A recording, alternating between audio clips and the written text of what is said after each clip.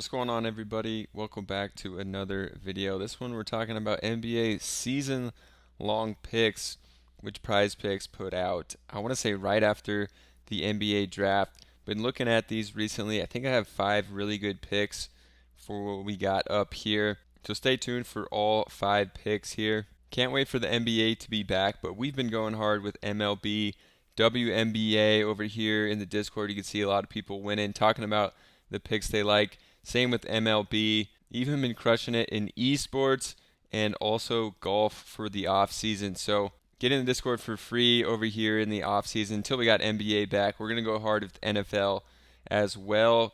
I'm making this video before NFL season's over, but if you're watching it, know that we going hard on NFL as well. So subscribe to the channel, get in Discord for that. Also, if you want another place to play besides Prizepicks, check out the link down below for Thrive Fantasy. Slightly higher payouts. I think they're basically just trying to undercut Prizepicks a little bit with the zero point 0.2 extra payout, but it does pay off in the long run, and they got a ton of props over here. For baseball, they'll have NFL and NBA as well, so check that out. And if you deposit at least $25, you're going to get a free square over here, as well as a 100% deposit match up to $250. So use that link down below for Thrive. For Prizepicks over here, we definitely have some interesting props to look at for season long. You can enter these anytime before October 24th, so plenty of time to get in on these props. And I could see some of these changing as well. So I'll talk about a little bit if things happen, what changes we may see. The first one that I'm liking, actually probably one of my favorites, Scoot Henderson. Going to be taking him on the over in points per game. 15.5, with the Blazers, could be somewhat of a risky pick here because they do have Dame Lillard, Anthony Simons in the backcourt, and Scoot Henderson might kind of be that third guy. But it seems very likely that Damian Lillard is going to be traded, and if that's the case, Scoot Henderson is just going to be the guy, in my opinion. Could average over 20 points per game really easily. Even if they end up keeping Dame and Scoot Henderson, I still think 15.5 is going to be a good one to take for him. Still think they're going to play him close to 30 minutes per game, even with those guys, and he's going to have a big season. They're not going to be able to keep him off the court because he's such a good scorer, and I really like Scoot Henderson. The guy that was drafted right before him, Brandon Miller, I'm going the opposite. 14.3 points per game. To me, he doesn't seem like an elite scorer. I'm not super high on Brandon Miller. He seems kind of more role player-ish, kind of like Keegan Murray was for the Kings last year, who I think he averaged like 12, maybe 13 points per game. I could see him playing that kind of role with Charlotte. Actually, we can see it right over here. Keegan Murray, 12.2 points per game. There was only 3 guys last year that averaged more than that prop of 14.3 points per game. That was Jaden Ivey, who obviously was like given the keys to the Pistons after Cade Cunningham got injured and barely covered that, honestly, just by 2 points. Benedict Matherton, who went crazy, same, had the ultimate green light, and then Banchero, obviously. With Brandon Miller, LaMelo Ball obviously going to be the first option. Then you got Terry Rozier. They probably are going to bring back Miles Bridges, it sounds like. I mean, after those 3 guys, he might be the fourth option on this team. They do have, a bunch of other guys who could easily be that fourth option over Miller. So I think Miller is going to have a good season, but I think get more 12, 13 points per game. 14.3 seems a little high. Even Jalen Williams, who everyone was saying had a terrific season, averaged over 30 minutes per game, didn't get 14.3 points. So for me personally, not a huge Miller guy, at least in his rookie year, being probably the fourth option or worse on the Hornets. All right, now we're going to wrap up the rookies here. Victor Wembanyama, 18.5 points per game. Seems a little high for me. Everyone talking about how he's just going to come on the Spurs and be immediately amazing, which possibly could happen. Spurs still have some guys that are now veterans. They're going to get their shots up. Kelvin Johnson, Devin Vassell. These guys are still there. They're going to get shots up. Kelvin Johnson got 22 points per game last year. Vassell, 18.5. I don't see them giving up many shots that they had last year. And honestly, Wembanyama, looking at his stats this season, Shooting three, 27%. Last season, 26%. Averaged 21.6 per game in 32 minutes per game. I could see Wembanyama getting eased in, playing 30 minutes per game. I don't think they're going to go all in with him.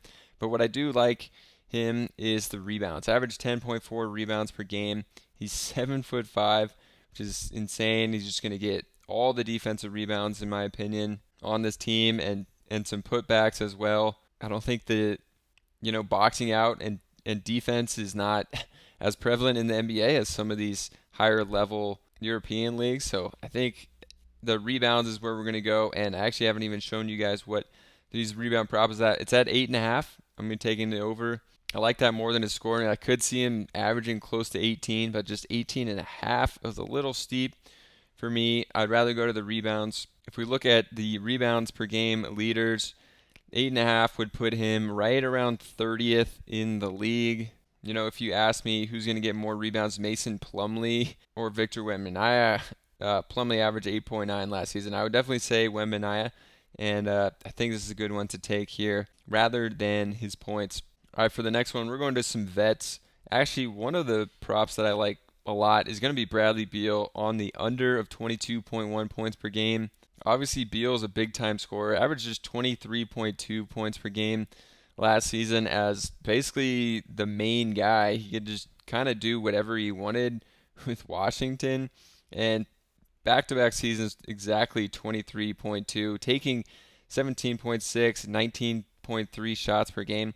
I don't think he's going to get that many shots. I could see him getting 15 or 16 shots per game. The only thing that could make him cover this 22.1 would be if Booker or Durant misses significant time, and then Beal, has to score a lot more. But if those guys are healthy, which I don't like just predicting injuries, for the NBA, I would say that he's going to average closer around 20, maybe even 19 points per game in this offense as the third guy. So for Beal, this one feels pretty safe for me unless those guys do get injured, like I said.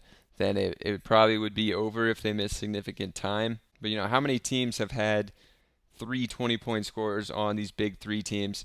Not that many, especially guys averaging over 22 points per game. I don't know if that's even ever happened, so it would be pretty wild if that did happen. And I think that Beal, that's like the third guy. Booker or Durant are going to get their shots up. I just cannot see that happening unless there's a serious injury, which we do not want, obviously. Next one I'm going to here, Clint Capella, rebounds 11.1 per game. Taking the under on that one for these reasons. Capella last year, minutes down. They continue to go down on the Hawks, 26.6, averaged 11.0 rebounds, so he wouldn't have hit it last year. And I think his minutes are just going to keep going down. I think they want to get Okongwu in there. And honestly, at some point during the season, if Capella is still on the Hawks, he might get overtaken for Okongwu and be relegated to a backup big. Or I could see them, playing him as a starter in the beginning of the season, trading him, maybe even trading him this offseason. He's obviously been in trade rumors heavily, and they finally traded John Collins. I think Capella could be the next one. All these reports basically are saying that Capella's in trade rumors. Mavericks are the one that is the most linked to Capella. And for the Mavericks, I don't know. They just don't seem like they want to really have a true center playing huge minutes. Last year, they could have, put Wood as their starting center, brought him off the bench, just got 25.9 minutes per game. Also, Dwight Powell, who's their starting center for 64 out of 76 games, averages 19 minutes per game. JaVale McGee, also 8.5 minutes per game, was starting in the beginning of the year and playing less than 20 minutes per game as a true center. So it just seems like the Mavericks don't want to have a guy clogging the lane because Luka and Kyrie need to get in there. So with the fit with the Mavericks, I could see him playing, under 25 minutes per game as well, and that seems like the most likely trade destination for Capella. All right, guys, so if you're not in the Discord yet, get in there for free. A lot of good talk going around. All the sports in the summer, heading into the NFL season and then NBA. Also, check out Thrive Fantasy to get that 100% deposit match and a free square if you deposit at least $25. Just a quick recap of what we got Capella less than 11.1 rebounds per game. Beal less than 22.1 points. We got Wemby over 8.5 rebounds per game. Brandon Miller under 14.3. And Scoot over 15.5. So I hope you guys enjoyed this one. If you did, subscribe to the channel. Check out all the recent videos we're putting out about MLB, PGA. Might even do some WNBA videos. And usually we'll have a video every single day. So check those out, and I'll catch you guys in the next one.